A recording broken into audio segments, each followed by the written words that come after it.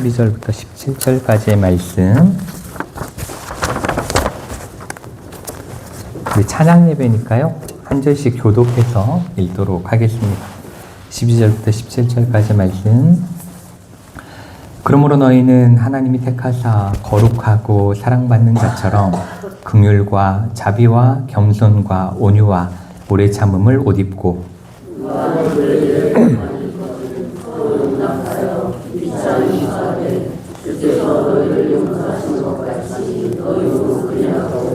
이 모든 것 위에 사랑을 더하라. 이는 온전하게 매는 띠니라.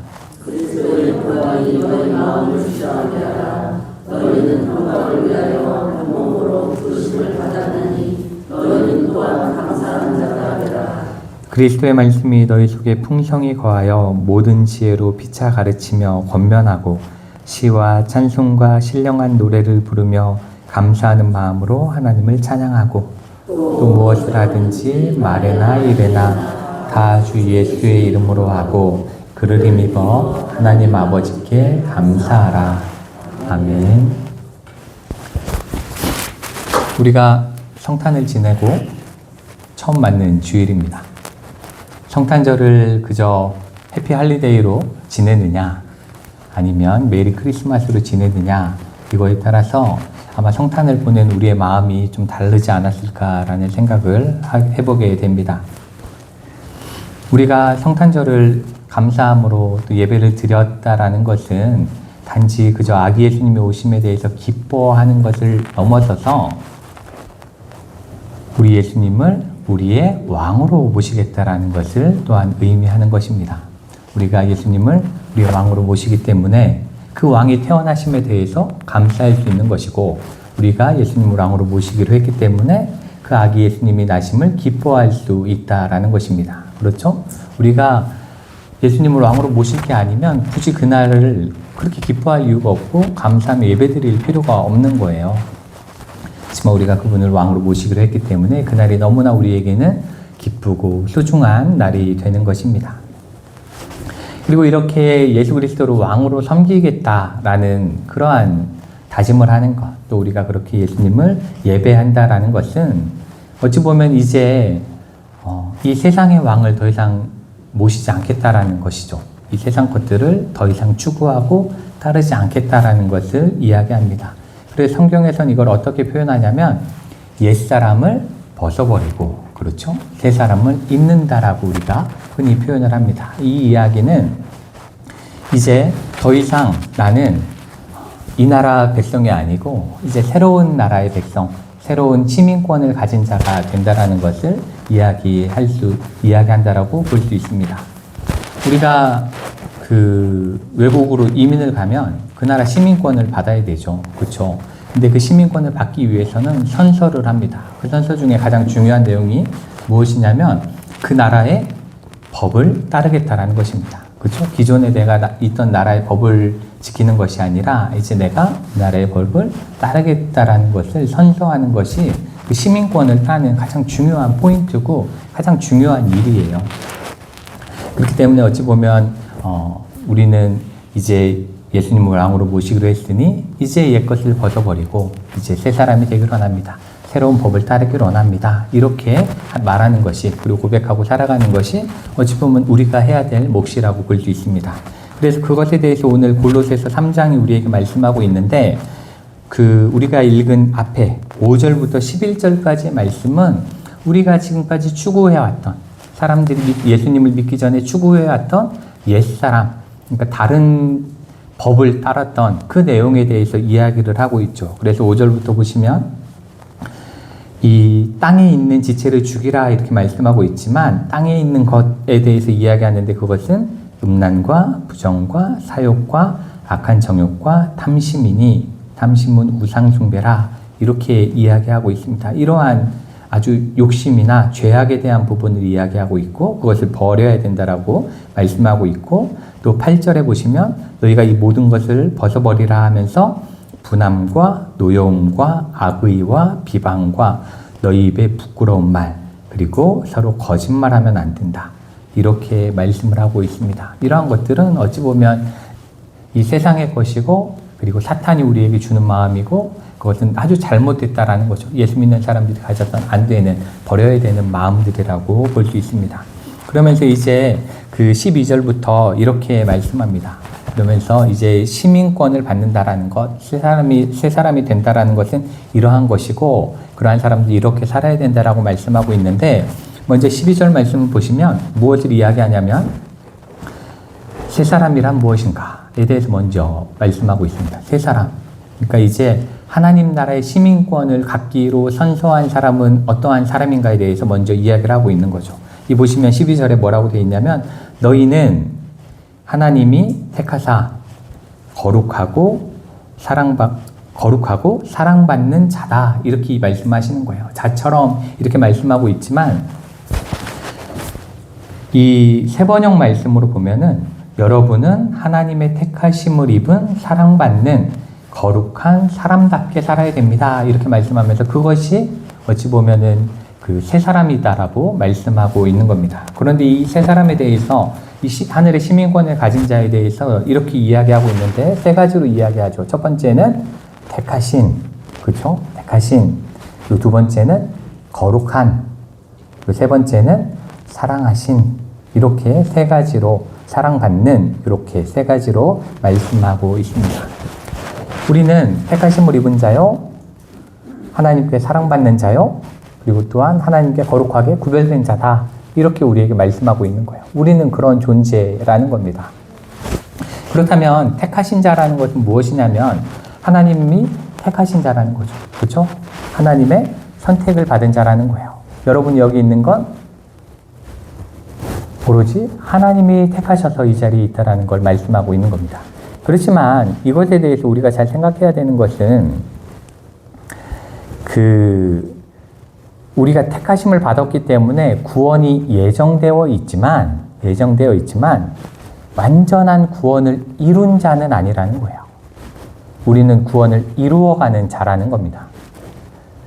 그렇기 때문에 우리에게 있어서 완전한 구원을 이루기 위해서는 우리가 우리에게 받은 구원을 누리며 정말 그러한 구원에 합당한 삶을 살아가야 된다라는 겁니다. 이 구원파 아시죠? 구원파라는 이단이 있는데 거기는 구원받은 날짜를 굉장히 중요시해요. 그래가지고 첫 번째로 그 사람들이 물어보는 게 당신은 몇 년, 몇 월, 며칠에 구원받았어? 이렇게 물어보거든요. 그러면서 몇 날, 몇 월, 며칠에 구원받았습니다. 이야기하면 그 다음부터는 아무렇게나 살아도 상관이 없어요. 왜냐하면 이미 구원받았기 때문에 뭐 네가 죄를 짓든 말든 상관없이 천국에 간다. 이게 이제 구원파적인 교리인 거예요. 그렇지만 우리가 생각해야 되는 건 우리는 구원을 예정받았지만 하나님께서 선택하셨지만 우리는 택함받은 자처럼 살아야 되는 거예요. 그게 굉장히 중요하다는 거죠. 그러면서 구원을 이루어가는 겁니다. 이루어진 게 아니라 우리는 이루어가면서 하나님 나라에 가는 그날까지 그 구원을 이루어가는 거예요. 그렇기 때문에 우리는 이것에 대해서 꼭 생각해야 됩니다. 우리는 하나님께 택하심을 받은 자입니다. 거기서 끝나는 게 아니에요. 그리고 또 하나 이것을 통해서 우리가 생각해야 되는 건 뭐냐면 교회가 문제들이 많잖아요. 그렇죠? 교회 안에 서로 서운해도 하고 싸우기도 많이 싸우고 저한테 서운해하는 분들이 아마 버스로 셀수 없을 만큼 많은 교인들이 저한테 서운함을 느끼셨는데 그런 일들이 있는 것은 어찌 보면 교회가 잘못됐기 때문이 아니라 교회이기 때문에 당연히 그런 겁니다. 왜냐하면 우리 택함받고 구원을 받았지만 구원을 이루어가는 자들이기 때문에 여전히 부족함이 있는 거예요. 우리 안에 여전히 연약함이 있는 거죠. 그러니까 교회가 왜 저래라고 이야기하는 게 아니라 교회는 그렇게 여전히 부족한 사람들이 모인 곳이기 때문에 그럴 수 있지라고 이해하는 게 훨씬 낫습니다. 아유, 교회 갔더니 그냥 아주 못된 놈들만 있어가지고 안 다닐 거야. 이건 잘못된 생각인 거예요.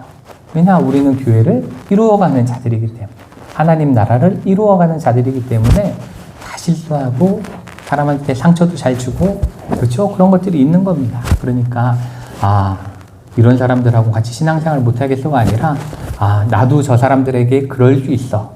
그러니 서로 이해하고 더 아껴줘야지. 이런 마음으로 우리가 나아가는 게 바로 택하신 자에 대한 그런 말씀이라고 볼 수 있습니다. 그리고 또한 그 다음에는 거룩한 자죠. 우리는 거룩한 자입니다. 새 사람이라는 것은 거룩한 자라는 거예요. 이것은 하나님을 위하여 따로 떼어놓았다라는 것입니다. 하나님이 그렇게 따로 떼어놓았고 그리고 구별됐다라는 것입니다. 그런데 이 거룩도 그냥 하나님을 제외하고는 그 거룩한 상태 그대로 있는 존재는 없어요. 하나님만이 거룩하시죠. 하나님만이 구별돼서 완전히 구별돼서 완전한 선으로 존재하시는 겁니다. 그렇지만 우리가 거룩하다라는 것은 그 하나님을 목표로 해야 된다라는 거예요.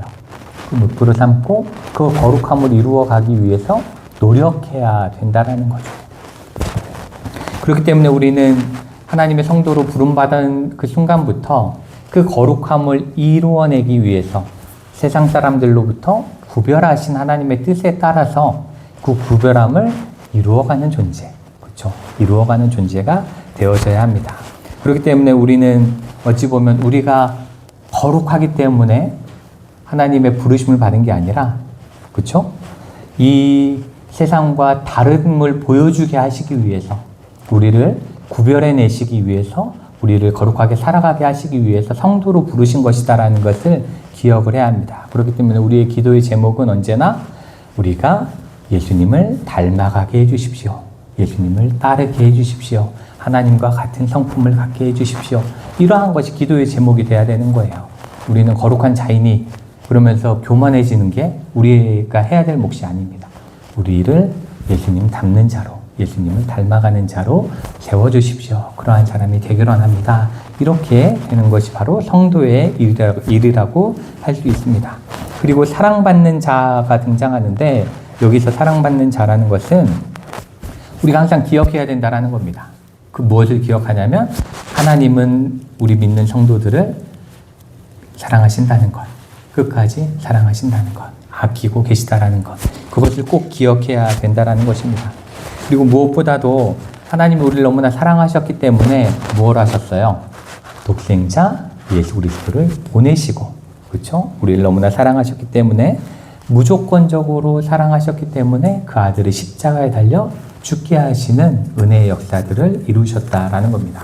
그렇기 때문에 우리가 언제나 생각할 때 저는 하나님이 택하사 거룩하게 하시고 그리고 나를 언제나 사랑하시는 그러한 하나님께 사랑받는 자입니다.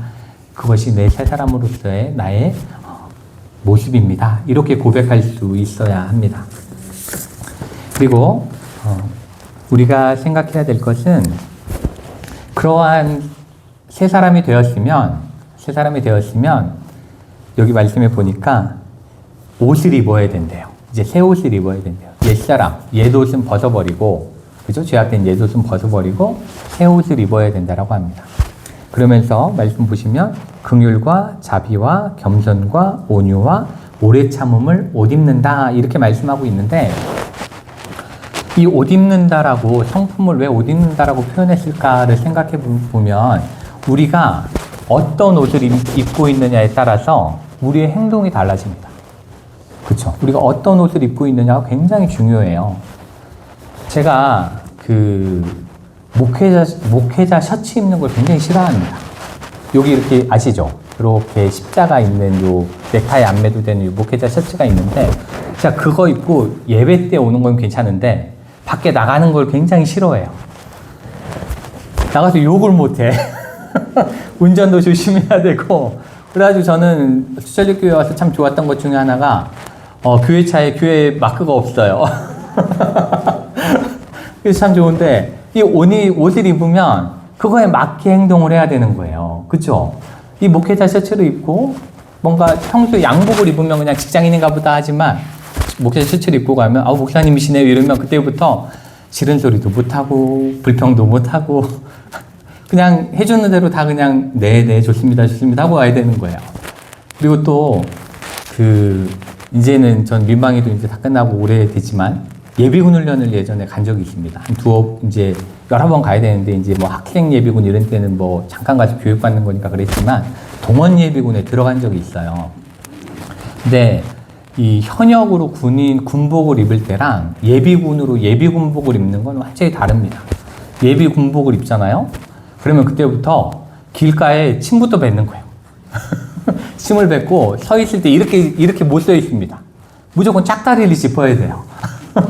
그리고 절대 전투화 끈을 묶지 않습니다. 질질질질 이렇게 끌고 다녀요. 전투화 끈을 다 풀고 끌고 다니고 총은 절대 이렇게 매지 않죠.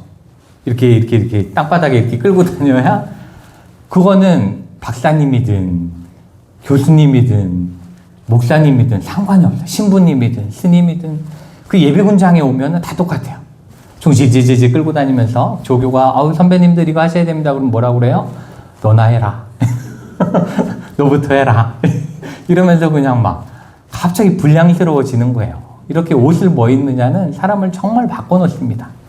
우리도 이러한 그 세상의 옷을 입으면 죄악된 삶을 사는 거예요. 그렇지만 이 오늘 나오는 긍휼과 자비와 겸손과 온유와 오래 참음을 옷 입으면 이제 하나님 나라의 백성으로서 삶이 바뀌어지는 삶을 살아가게 될 수밖에 없다라는 겁니다.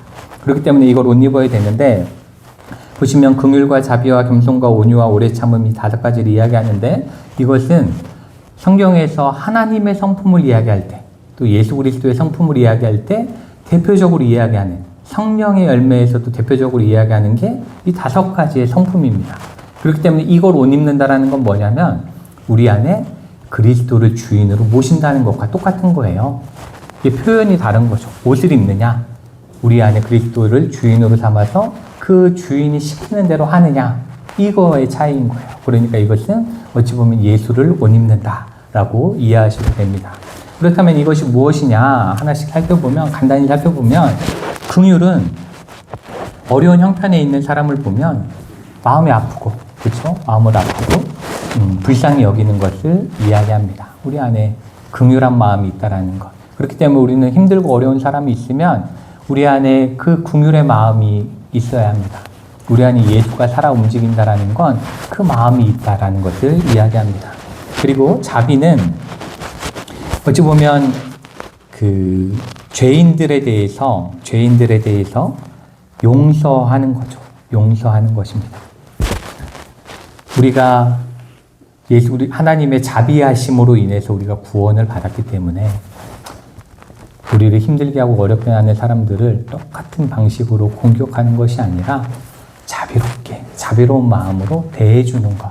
그것이 어찌 보면 이 자비를 못 입는다라는 것입니다. 그렇기 때문에 우리 안에 이렇게 사람마다 다 이렇게 욱하는, 그리고 때로는 컨디션에 따라서 또 화가 나는 그러한 상황들이 오잖아요. 그럴 때마다 예수님 내 안에 자비로운 마음을 허락해 주십시오. 그래서 내가 이것들을 용납하고 용서할 수 있는 마음을 허락해 달라고, 이렇게 하는 것이 어찌 보면 자비의 성품이라고 할 수 있습니다. 그리고 겸손이라는 것은 어찌 보면 그 기독교에서 이야기하는 최고의 미덕입니다. 최고의 미덕이고, 그리고 성경에서 팔복에서도 제일 먼저 나오는 게 그거죠. 마음이 가난한 자. 그렇죠? 마음이 가난한 자. 이게 제가 새벽기도 때 마태복음을 이렇게 말씀드리면서 말씀드렸지만, 이 겸손이라는 건 어찌 보면 그 예수님이 사시던 그러한 초대교회 그 시절, 로마가 지배하던 그 시절, 그리스 로마 시대, 이때에는 겸손은 매우 쓸데없는 성품이었어요. 가져선 안 되는, 노예들만 가져야 하는 그러한 성품이었습니다. 자기를 최대한 드러내고 최대한 다른 사람을 짓누르고 위로 올라서고, 이게 그 당시에는 미덕이었어요. 막 사람들 모이면 자기 자랑하는 게 최고 미덕인 거예요. 근데 예수님이 그것을 바꾸셨죠. 도리어 그것들을 내려놓고 자신을 겸손하게, 그래서 더 힘들고 어려운 사람들을 섬길 수 있는 것, 그런 마음을 갖게 하신 것이 바로 예수님이시고, 그렇기 때문에 겸손이 어찌 보면 예수님께서 가르쳐 주신 가장 중요한 성품 중에 하나다라는 것을 기억하시면서 언제나 다른 사람을 나보다 낮게 여기고, 그렇죠? 다른 사람들을 잘 섬겨줄 수 있는 이러한 마음이 어찌 보면 이런 겸손의 모습이라고 할 수 있습니다. 그리고 온유라는 것은 이 온화하다라는 뜻이지만 연약하다라는 것과는 다른 겁니다. 그렇죠? 연약함을 이야기하는 건 아니에요. 이것은 그 우유부단함을 이야기하는 것도 아닙니다. 온유라는 건 우유부단함을 이야기하는 것도 아니에요. 이것은 뭐냐면 그 야생마 있잖아요. 야생마를 이제 마부가 길들이는데 그렇게 잘 길들여서 그 힘을 잘 가지고 있을 수 있게 하는, 그것을 막 난폭하게 사용하지 않는 그러한 자세가 바로 이 온유의 자세입니다. 그렇기 때문에 우리가 잘못된 것에 대해서 담대히 말할 수 있는 것도 어찌 보면 온유한 마음인 거예요. 그 모세가 막 애굽 사람 쳐 죽이고 그랬는데도 그 모세의 온유함이 세상에서 가장 높다라고 이야기하잖아요. 가장 온유한 자라고 이야기하는데, 그러한 것들은 그가 화를 내지 않는다라는 게 아닙니다. 그냥 아무 거에나 그냥 아유 좋은 게 좋은 거지, 이게 아니라는 거예요. 그것들을 잘 컨트롤해낼 수 있는 것, 정말 잘못된 것에 대해서 잘 이야기할 수 있는 그러한 것들을 잘 자기를 조절해낼 수 있는 것이 바로 온유다라고 볼 수 있습니다. 그런데 이러한 온유함은 어찌 보면은 훈련을 통해 가능하죠. 우리가 이것들은 훈련해야 합니다. 우리가 한 번에 온유한 성품을 가질 수는 없어요. 그렇기 때문에 끊임없이 만들어 가야 된다는 것을 이해할 수 있고, 그리고 또한 오래 참음은 누군가가 나에게 잘못하는 경우들이 있잖아요. 나에게 잘못할 때에 그것에 대해서 성급히 보복하지 않는 것, 기다려줄 수 있는 것, 그 사람이 뉘우칠 수 있도록 그 시간을 허락해 주는 것, 이것이 어찌 보면 오래 참음이라고 볼 수 있는데, 이게 하나님의 성품이자 예수님의 성품일 수밖에 없는 게, 하나님은 우리를 지금도, 그렇죠?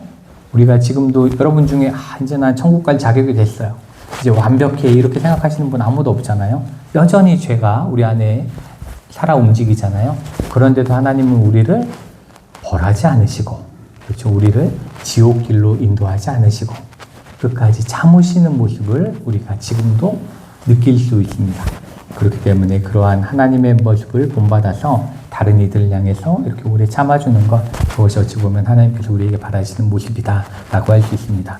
이러한 예수님의 모습, 그리고 하나님의 성품들을 우리가 옷 입어야 된다라는 것을 말씀하고 있습니다.